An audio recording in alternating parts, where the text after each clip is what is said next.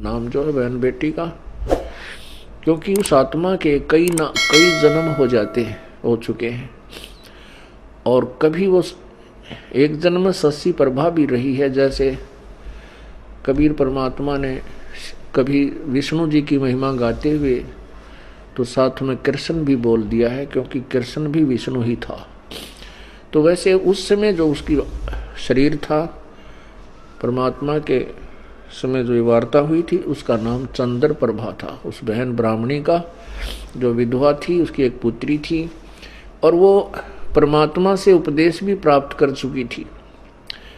दास आपको बार बार यही समझाने की चेष्टा कर रहा है कि जिस समय परमेश्वर स्वयं आए थे, उस समय अशिक्षित जनता थी, अशिक्षित श्रद्धालु थे, और अक्षर ज्ञान प्राप्त केवल एक ही वर्ग किया करता था, जिसे ब्राह्मण कहते थे। यही कारण रहा था कि वो बहन कितनी श्रद्धालु थी, प्रभु को चाहने वाली थी, परंतु उसका जो उद्देश्य था वो बिल्कुल गलत था। उद्देश्य क्या था कि उसने गुरु जी तो बना रखा था कबीर परमेश्वर जी को, उस बहन ने, चंद्र प्रभा ने परमेश्वर को, कबीर परमेश्वर जी को गुरु धारण भी कर रखा था, और पूजा वही करती थी जो घिसी पिटी, जिनको परमात्मा मना किया करते थे कि पत्थर पूजे हरि मिला तो मैं पूजूं पहाड़, और ताते वो चक्की भली जो पीस खावे संसार। तुम्हारे उस मिट्टी के भगवान थे, पत्थर के भगवान से, तो यदि तुम उसके पूजने से परमात्मा प्राप्ति मानते हो तो मैं पहाड़ को पूज दूं जिससे शीघ्र मिला, क्योंकि वो बड़ा पत्थर है। और तुम्हारे उस मिट्टी के भगवान से अच्छी तो पत्थर के भगवान से अच्छी तो वो पत्थर के पार्ट युक्त चक्की, जो हाथ से आटा पीसने की चक्की होती थी, कहते वो चक्की अच्छी जिससे कम से कम आटा तो पीस देता वो पत्थर। परमात्मा यही ज्ञान रह कर दिया करते थे कि मंदिर के अंदर प्रभु नहीं है, मंदिर में केवल प्रभु का चित्र है। प्रभु से काम बनेगा, प्रभु से लाभ होगा, चित्र से नहीं। जैसे सेब का चित्र पत्थर का बनाकर रख ले मूर्ति, और बहुत खूबसूरत और बिल्कुल जो कि तो मिलती जुलती होती है, और उस सेब की मूर्ति की ही पूजा करते रहें, उसी को उठाकर रखते रहें, बार बार उसकी जो है ना धूप दीप करते रहें, नहीं, वो सेब की पत्थर की मूर्ति खाने योग्य नहीं है। वह उस सेब ढूंढना पड़ेगा, वो सेब लेना पड़ेगा। सेब प्राप्त कैसे होगा? उसके लिए पहले मजदूरी करनी होगी, मजदूरी करके 2 पैसे जेब में डालने होंगे, रुपए।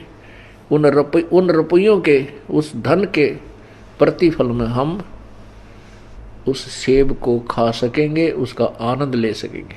ऐसे ही हम परमात्मा के प्राप्ति रूपी सत्य साधना रूपी मजदूरी करेंगे। इस भक्ति के धन से हम परमात्मा को प्राप्त करेंगे, उस मूर्ति की पूजा करने से नहीं। अब वो बहन चंद्र प्रभा कबीर जी को तो एक साधारण संत भक्त मानती थी, संत मानती थी, गुरु जी मानती थी, और जगन्नाथपुरी में रखी उन बिना बगैर पंजे के हाथों वाली मूर्ति को वो भगवान मानती थी। इसी भ्रम को निवारण करने के लिए प्रभु ने ये लीला की, एक तीर से 2 शिकार किए।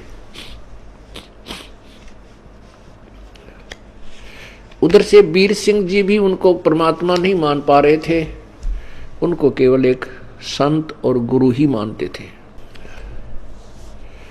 परमात्मा कहते हैं कि गुरु मानुष कर जानते ते नर कहिए अंध, होवे दुखी संसार में आज्ञा यम के फंद। कबीर गुरु गोविंद दोनों खड़े, गुरु गोविंद दोनों खड़े, किसके लागू पाए, बलिहारी गुरु अपना जिन गोविंद दियो मिलाए।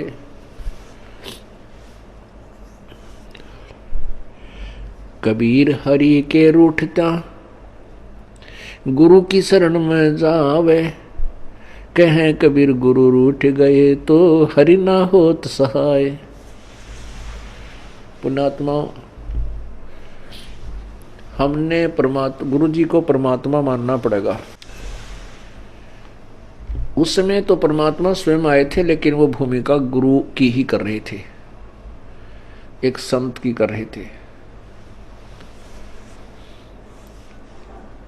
और उस समय परमात्मा स्वयं आए हुए थे तो भी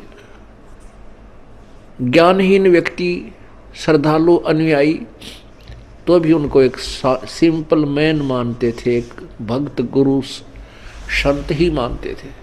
क्योंकि ऐसे शिक्षित व्यक्ति जो होते हैं वो ज्ञान के तह तक नहीं पहुंच पाते। कितनी बार समझा लिया प्रभु ने, लेकिन एक वो अक्षर ज्ञान युक्त अज्ञानी संस्कृत भाषा बोलकर और उस भोली आत्माओं को गुमराह कर देता था कि तुम्हारा गुरु तो अशिक्षित है, उसको अक्षर ज्ञान है ही नहीं, वो वेदों और गीता के बारे में जानता ही नहीं, वो तो कोई बकवाद घड़ता है, झूठ बोलता है। तो हम वो अनुयायी जो प्रभु के थे वो विचलित हो जाते थे और वो मान लेते थे उस अज्ञानी अक्षर ज्ञान युक्त प्राणी की इन बातों को कि सचमुच हमारे गुरु जी तो अशिक्षित हैं, इसलिए ये वेदों और गीता को तो नहीं जान सकते। और वेदों और गीता जी के बारे में तो ब्राह्मण लोग ही सही बताते हैं, पुराणों के विषय में यही सही जानते हैं, क्योंकि सभी पुराण, सभी पवित्र सदग्रंथ, पवित्र गीता जी, पवित्र चारों वेद, पवित्र पुराण सभी संस्कृत लैंग्वेज के अंदर लिपिबद्ध है। इस बात का वो नाजायज फायदा उठाएगी। परमात्मा ने इसलिए ये समय सेलेक्ट किया, ये टाइम सेलेक्ट किया कि पिछली पीढ़ी के अंदर शिक्षित होगा सारा समाज। उस समय ये मेरे को पहचान पाएंगे मेरे बच्चे, और इन काल के दूतों को ये धिक्कार देंगे, ठुकरा देंगे, छोड़ देंगे, त्याग देंगे।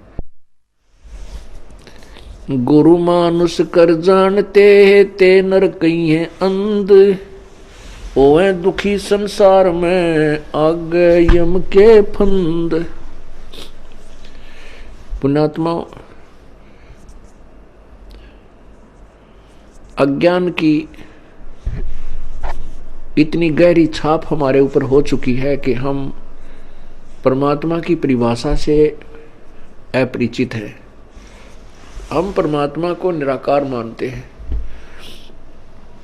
ये अज्ञानी संत, ऋषि, महर्षि और गुरुजन परमात्मा को निराकार बताते रहे, जबकि हमारे सब सदग्रंथ और जिन महापुरुषों ने परमात्मा के दर्शन हुए उन्होंने अपनी अमृतवाणी में परमात्मा को साकार बताया है और मनुष्य सदृश बताया है, मनुष्य जैसा। लेकिन उनके शरीर के मटेरियल में और हमारे शरीर के मटेरियल में बहुत अंतर है। परमेश्वर का शरीर तेज पुंज का है, उनके शरीर की शोभा बहुत ही अधिक है। करोड़ सूर्य और करोड़ चंद्रमा की मिली जुली रोशनी भी उनके एक रोमकूप की रोशनी से फीकी है।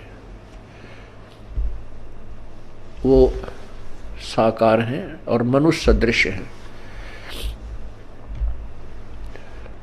परमात्मा के उस स्वरूप को चरम दृष्टि से नहीं देखा जा सकता, उसको केवल दिव्य दृष्टि से देखा जा सकता है। और परमात्मा जब यहाँ आते हैं अपने उस अत्यधिक तेजों में शरीर के ऊपर एक हल्का ओवरकोट डालकर अपने शरीर के उस वास्तविक तेज को कुछ छुपा करके यहाँ प्रकट होते हैं, सहशरीर आते हैं और सहशरीर चली जाते हैं। उसमें वे एक संत, भक्त, हंस और एक जनसाधारण की भूमिका करते हैं। परमात्मा पाने के लिए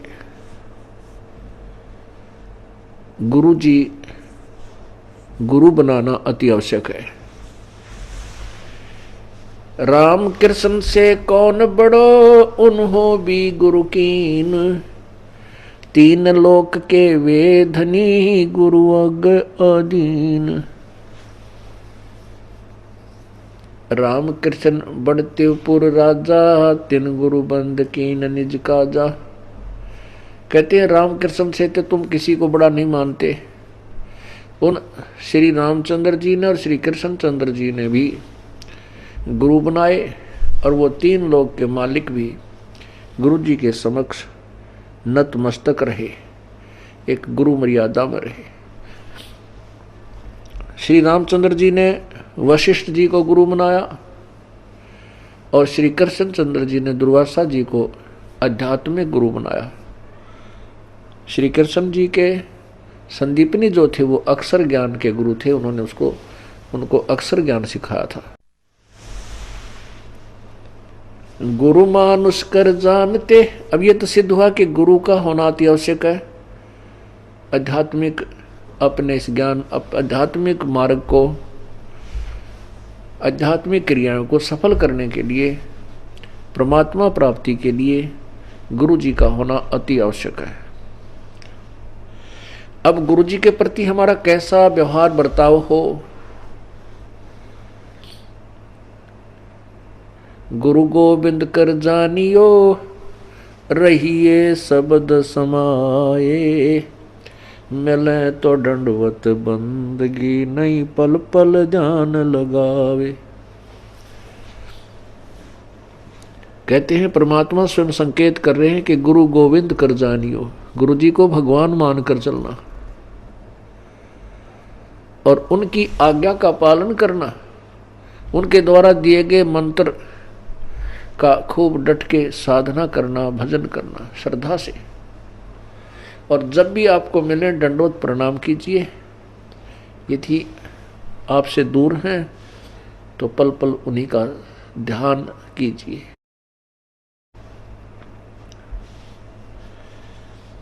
परमात्मा को पाने के लिए हमने वो प्रत्येक प्रयत्न करना पड़ेगा जो प्रभु पाने में सहयोगी है।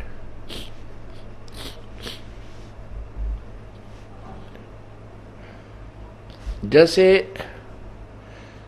ये दास है, उसमें तो परमात्मा स्वयं आए थे, अब ये दास बेच दिया अपना।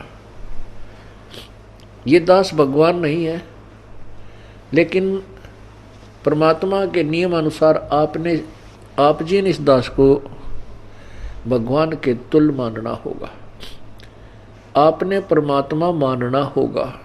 फॉर एग्जाम्पल, जैसे एक मैथमेटिक्स का, गणित का एक प्रश्न होता है ऋण का, उसके अंदर मूलधन ज्ञात करना होता है, मूलधन ज्ञात करना होता है, उसमें सपोज करना होता है, उसमें मानना होता है, मान लीजिए मूलधन 100 रुपये। वो जो मूलधन हमने ज्ञात करना होता है वो तो लाखों और करोड़ों में होता है, लेकिन 100 रुपये मूलधन मानकर फिर दर निकाली जाती है, उस दर को मल्टीप्लाई करके फिर वो वास्तविक मूलधन निकाला जाता है। जब तक 100 रुपये मूलधन नहीं मानेंगे तब तक वो वास्तविक मूलधन आपको प्राप्त नहीं हो सकता, आपका प्रश्न हल नहीं हो सकता और आपको 0 नंबर मिलेंगे। इसी प्रकार ये भक्ति आध्यात्मिक परमात्मा प्राप्ति रूपी जो प्रश्न है, ये इक्वेशन है, ये क्वेश्चन है, इसको हल करने के लिए, इसको सोल्व करने के लिए आपने इस दास को भगवान मानना पड़ेगा। तब आपकी आध्यात्मिक क्रियाएं सफल होंगी। जैसे आप यहां से जाओगे, आपने परमात्मा देखा नहीं है, आपने इस दास को देखा है, वो परमेश्वर इस दास का रूप धारण करके आपके समक्ष वहां खड़ा होगा। अब जैसा जिसका व्यवहार इस दास के प्रति यहां है वो वैसा ही करेगा। जैसा आपका इस दास के प्रति आपके मन में दोष या श्रद्धा है वो ज्यों की त्यों वहां होगी।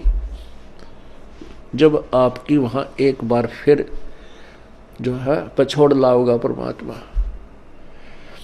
आपके पास भक्ति धन भी है, आपके अंदर गुरु जी के प्रति वह श्रद्धा नहीं है जितनी भगवान के प्रति होनी चाहिए, तो भी आप वहां से रिजेक्टेड हो जाओगे त्रिकुटी के ऊपर।